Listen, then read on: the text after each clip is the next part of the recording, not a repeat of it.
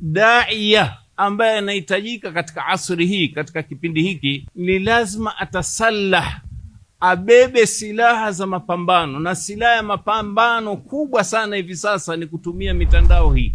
Nyinyi mnaona hivi sasa kuna nchi za pinduliwa kwa kupitia mitandao. Hapa vurugu zilizotokea Oktoba 29 ni matumizi ya mitandao.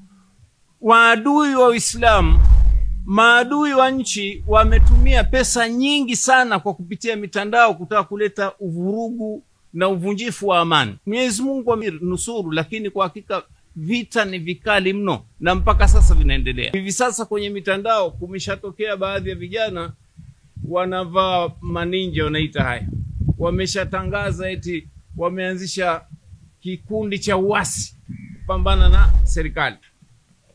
Sasa vitu kama hivi vya uvunjifu wa amani vya kigaidi, sisi Waislamu ndio tulikuwa wa mwanzo wa kupambana navyo kabla hata serikali. Ndani ya mitandao hii tuingieni, na hizi ndio fatwa za wanachuoni wetu wa sasa.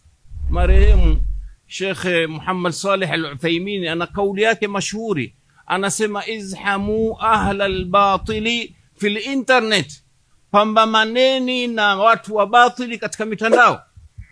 Si shekhe yule anayesema kwamba mitandao ni haramu moja kwa moja, ni matumizi. Kama unakwenda katika mitandao katika nia ya kupambana na batili, basi ni katika ujira mkubwa huo, ni katika jihadi fi